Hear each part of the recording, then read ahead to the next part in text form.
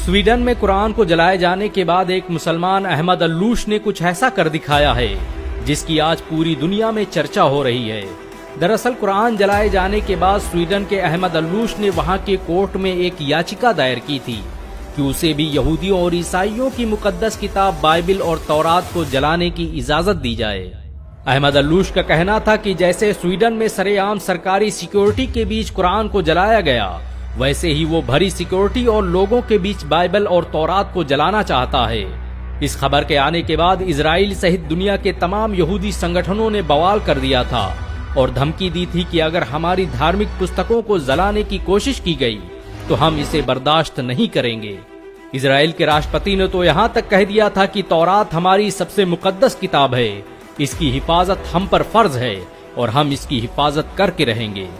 Sweden की अदालत ने अहमद अल्लूश की याचिका के बाद उसे बाइबिल और तौरात को जलाने की इजाजत दे दी थी, क्योंकि स्वीडन में धार्मिक पुस्तकों को जलाना अभिव्यक्ति की आजादी माना जाता है, जिसके बाद दुनिया भर की नजरें स्वीडन के इस मुसलमान पर थी।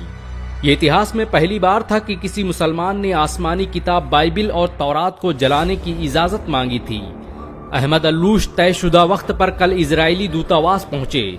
उनके एक हाथ में लाइटर था तो दूसरे हाथ में बाइबिल और तौरात। चारों तरफ दुनिया के मीडिया संस्थान और लोग बाइबल को जलाने का मंजर देखने के लिए मौजूद थे। दुनिया भर की निगाहें अहमद अल्लूश के हाथ में मौजूद उस लाइटर पर टिकी थी। लेकिन लोग उस वक्त हैरान रह गए जब स्वीडन के इस 32 साला नौजवान ने लाइटर जमीन पर फेंक दिया और लोगों को मुखातिब होकर कहने लगा कि मैं बाइबल और तौरात को जलाने की सोच भी नहीं सकता। मैं तो बस कुरान जलाने के मामले पर यूरोप, अमेरिका सहित दुनिया के दोगलेपन को बेनकाब करना चाहता था। ये मेरे प्रदर्शन का तरीका था।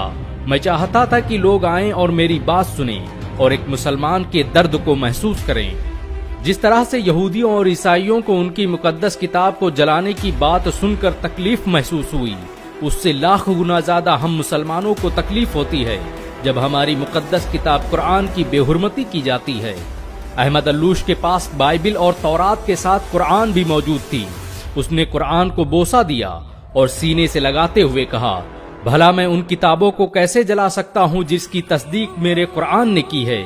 मेरा इस्लाम किसी मजहबी किताब को जलाने की इजाजत नहीं देता। अहमद अल्लूश के प्रोटेस्ट के इस अनोखे अंदाज की आज दुनिया भर में चर्चाएं हो रही हैं।